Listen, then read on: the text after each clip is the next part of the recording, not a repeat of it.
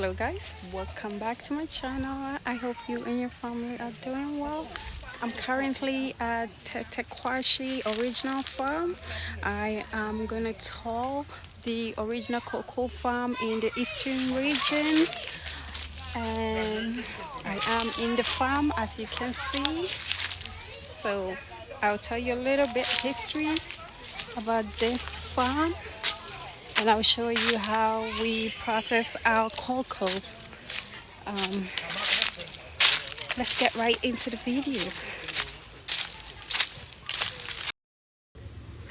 Aquaba to Tetteh Quashie Cocoa Farm.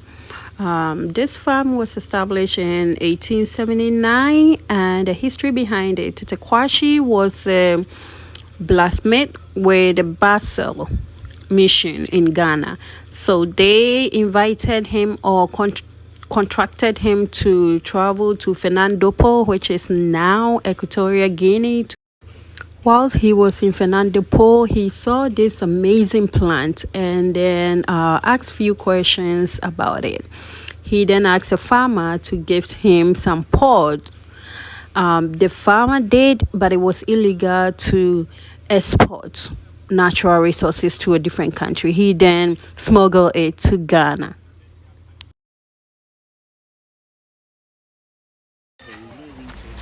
So Tetteh Quashie smuggled the cocoa pod to Ghana.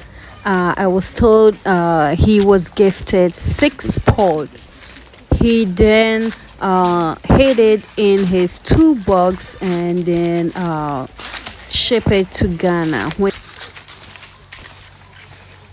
So I am in Tetteh Quashie's cocoa farm. Oh, let me say I'm in Tetteh Quashie's cacao farm. It's 1 acre. This is where the cocoa farm in Ghana started when he bought. Someone will ask, why is it that it looks small and doesn't grow big? Cocoa doesn't grow to become a bigger tree like the residual tree behind me here. It's just determined by the number of offshoots. The type of cocoa that Tetteh Quashie brought is the only type that bears an offshoot. Meaning when the main tree dies, another one shoots an offshoot. It's only this that has an offshoot. So when you look through the farm, you see that it's only these 2 trees that are having about 6 offshoots here and 3 offshoots here. The other ones are just standing single. So the other ones are not. No. In 1960, when the government came in, they came to meet only 2 trees. That is after Tetteh Quashie died. Nobody was taking care of the farm, so the plants started to die off. So in 1960, it was only these 2 plants. So they took care of it and then replanted. So they took the seed from these 2 trees and planted the ones in the farm here. I think I was just going to say something. As Ghanaians, that we've been doing cocoa for all this long, but so the first one who came and then we left the thing to stand. Meanwhile, Basel, Lent are making money for the thing to die. Meanwhile, the people who came to collect it from us, or who we claim we exported it for, we claim. You know, if we really claim you exported something to someone, why should they be making money? Then you who claim you grow it. So we ferment our beans for 1 week in the farm, then we dry it with direct sunlight. Then after that we sell. So if there are no more questions, we take a walk to where we do the fermentation to observe that. Anjema.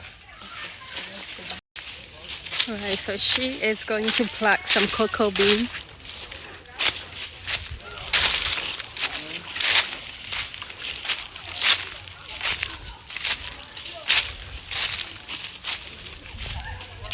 Hey.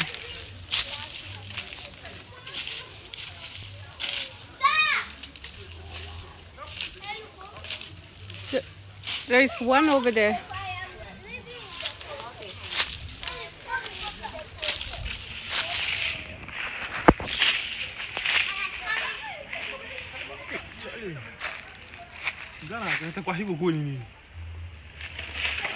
It's Hamatan season, so and you can see it. Well, like you go home, you can say a pound. I know you're hybrid and you're organic. It's original. Yes, Tetteh Quashie and you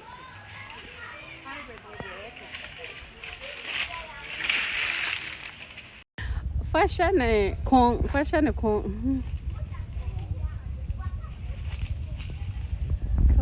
come on, beans. There we go.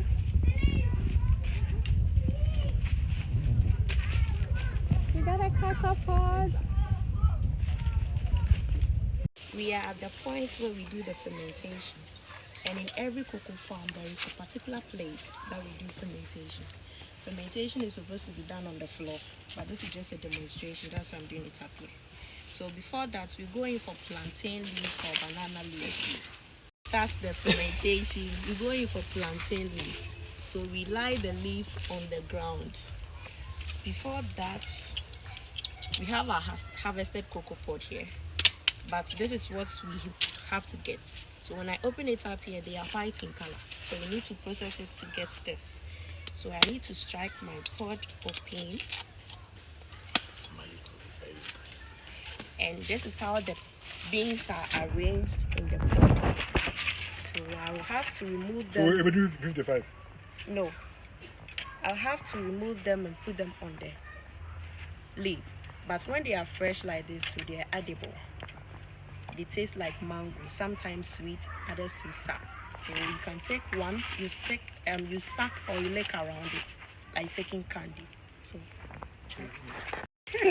I'll take everything out, put them on the leaf, then I'll have to cover it. Fermentation starts with darkness. So the moment we cover it, fermentation begins. But there is one thing, we don't allow air to go through the beans. Whenever air goes through the beans, it will get into germination. So with the help of stones and sticks in the farm, we pick them and we put them aside to keep it firm.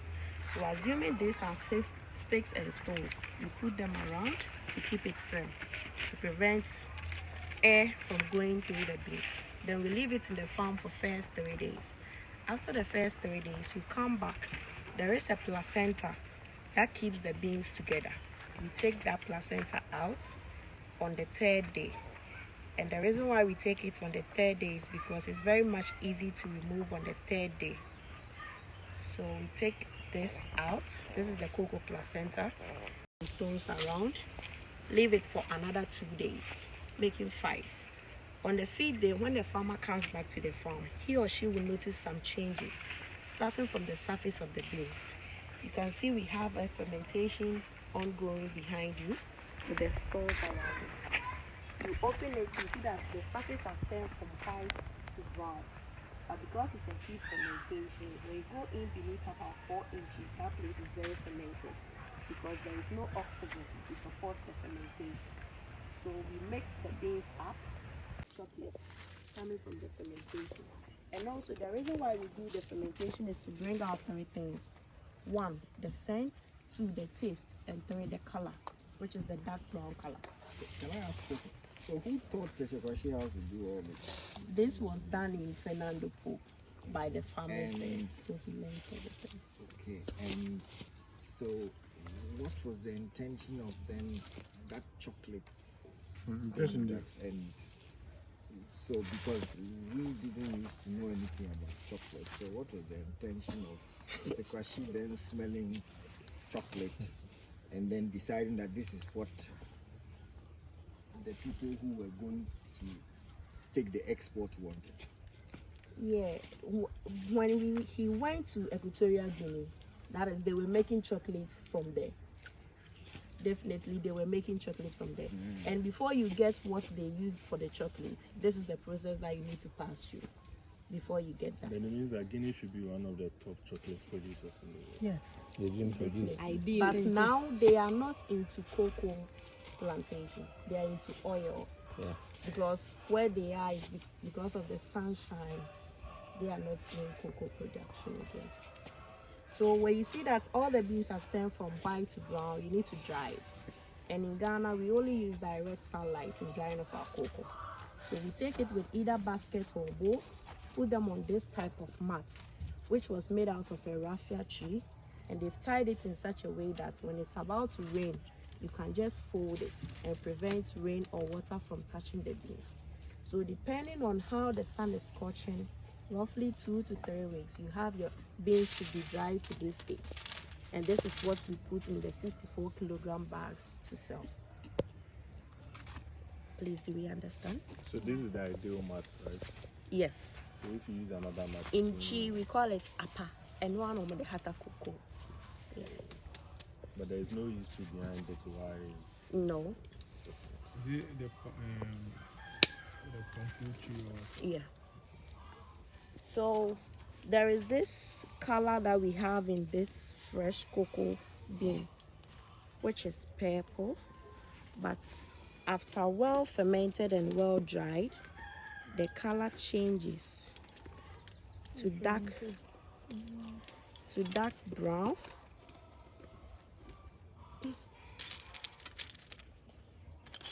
So if we don't ferment the cocoa beans, you have the color of purple. This is not well dried. Well dried and well fermented changes the color. Bean. And we all know that chocolate is not in purple color, but they are definitely in dark brown color. So the dark brown colors are the ones we need for the chocolate. I come back to the question again. You keep on mentioning chocolate. So Okay, interesting. so But well done, madam. Well done. after taking the beans out of the pod like this, the shells or the pod is also used for other things. One, we can give it to animals as feed. When they are dried, that's what we use in preparation of our local black soap for bathing. But also the dried beans, like the one I've peeled down here, they are also medicinal. It serves as local aphrodisiac for men, and also it's good for those that don't have You see the way? Uh-huh. So again, back to the question. What if we know all this?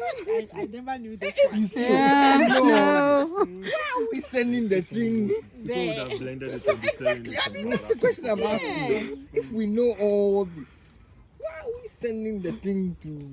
Yeah, but the president said we'll be Yeah. producing. The He president said said that. we'll be making He chocolate. said it's He said No, no, no. he didn't say chocolate. He said we'll be producing 70% of Ghana. which president? No.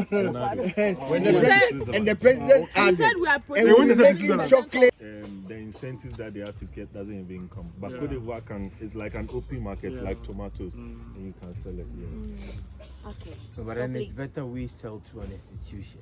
That even makes it much more better for regulatory purposes, for guidance, for Quality that assurance. policy initiative, and quality assurance. You understand? The only thing, like I said earlier on, is to make sure that we get proper mechanisms, SOPs, and all that will help us make it do it better. So are we saying that the beans from Cote d'Ivoire is no quality because there is no body? But nobody's talking about whether No, it I'm is just or it asking is because not. then when you say when there should be a body that will make us get quality, there's some quality that. Yes, so that there's no anybody doesn't do anything on their own. When that's why we Mobilize. create institutions, you understand? So that institution will check balances, will put in place mechanisms, will do things Yes, the I way and get manner you. it has to So be who done. is checking on Cote d'Ivoire's beans? Because right now they sell the highest number of beans bags in the world. Who is checking that quality assurance? If nobody is checking that quality assurance and they are still doing quality cocoa, then what is the essence of the body? Okay, so maybe like maybe where I come in is that I don't know for how long, but like in terms of maybe like in the long run, like if we actually do it through institutions, it's kind of better. But we all agree that okay, like free markets sometimes work, but doing it in the institution, I'm coming from maybe, for instance, like a research point of view. Sometimes when you are dealing with partners, maybe at the international level, they want to deal with someone who work through institution. One for credibility purposes, two for reliability, so that you don't deal with people just like individual like that, who can just maybe get away with something without you having that kind of traceback or like that kind of mechanism. Even like, transparency and so accountability. usually, but me, my concern with the institutional maybe this is the current regime of what's happening in terms of concerns of like the rate of returns, like how fast they get their money, and also how able they are able to make maybe make their returns very much. Maybe farmers in Cote d'Ivoire in the short term get get that, like get their returns, see the meaning of what they're doing, the profit and all these things. But I don't know. But like I mean, it's like. They said it's a student on something, but then somebody asked the question, if somebody is really ready to go for a walk, why would you go and take the cigar? This brings us to the end of this educative video. Thank you so much for watching. If you haven't subscribed, please do so. Like, comment below.